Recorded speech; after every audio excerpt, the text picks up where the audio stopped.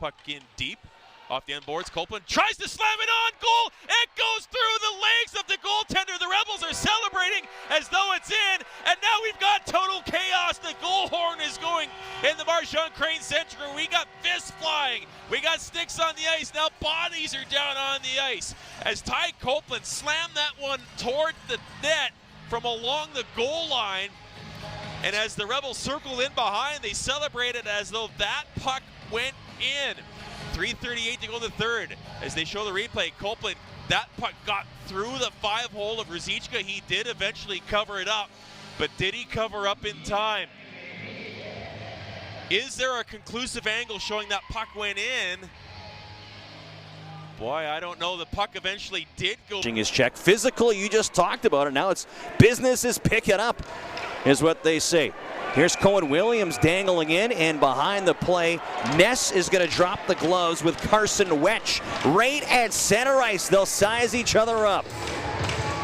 Wetch goes in with a right hand, may have just missed. Now Brady Ness tossing some bombs. Wetch with an uppercut, another uppercut. Ness with a stiff right hand. Wetch working another uppercut. Ness working some body shots now, and I think that is it. Oh, that's a pretty good tilt right there. Two captains letting the boys know they're in it.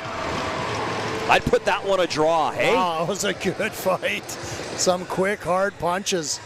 Ness kind of got those right jabs in. Wetch landing a couple of uppercuts. That was a good tilt. Oh. That's a great tilt. Unfortunately, I think both guys are going to have sore hands from hitting helmets. That's the bad thing nowadays. You know what I like, Derek? They knew it. Net from his backhand, flips it on goal with one hand on his stick. And behind the play, the gloves have been dropped again. Polonchuk and Chaudry will square off at center ice. What a play, though, by Dunn, with a defender draped all over him. Only one hand in his stick, was able to still flip it on goal. Again, a lot of tugging by the two players.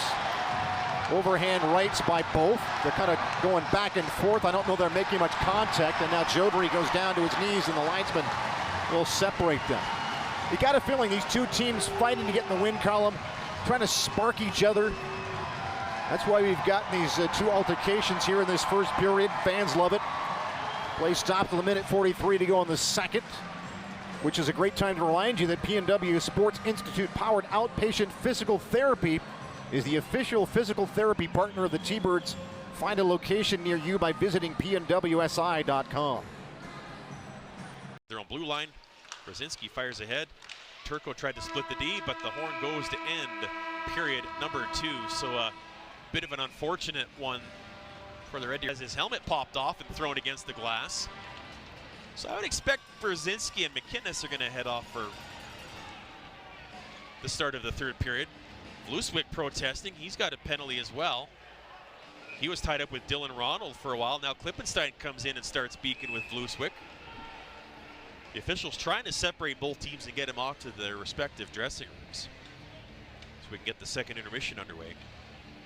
So we'll see how the penalty situation sorts itself out at the 20-minute mark of period number 2. But what we do know as of right now, Chris, is that the Wheat Kings lead by 1 after 2. Yeah, and it's of the season, 1-0 Moose Jaw leading. Back on the attack. Floating shot from the blue line, swallowed up by Benini. 2.5 minutes into our Cask 82 Ayland table first period, and we got a tilt as Dagenstein is going to drop the gloves with Guest. They'll come together inside the Rocket zone, sizing each other up right now. They'll come in tight, holding onto the jerseys. Nothing really chucking right now. Guest trying to work some left jabs. Dagenstein pops with the right, trying to get that helmet off. Dagenstein helmet popped off right now. Guest missing over top on the right, and now they'll go down awkwardly.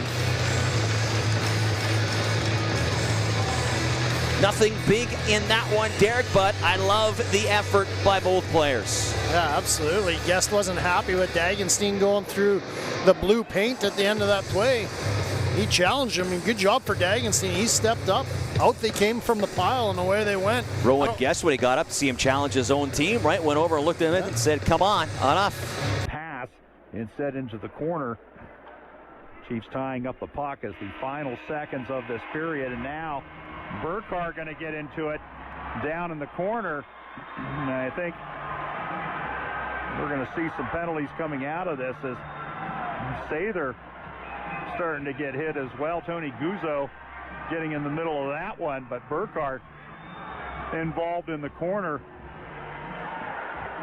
And I think he and McDonough are both going for Portland. Casey Walker, the referee, says period's over, boys. Got another 20 minutes. And Jacobson down there also wrapped up with Harrington. And I think we're just going to get those matching minor penalties from the indicator. And awing as Torre. One-time Tibor Prostovic took the worst of that one, and again we got gloves dropped behind the play. Popple squaring off with Grady Wedman. 7:15 to go here in this scoreless first period. And Popple trying to get that left hand in.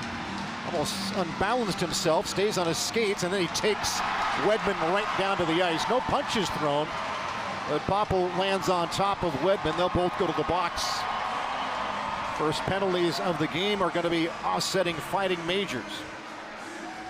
Penalties here at the 12:45 mark of the first period. Popple seemed to grab the back of the jersey. And that seemingly was. And now a puck to center, Patrick and Peterson push and shove, and they're gonna go at the blue line. Wrights over top by Patrick, and Peterson goes down. Peterson dropped the shoulder on Andrew Patrick, and Patrick got up.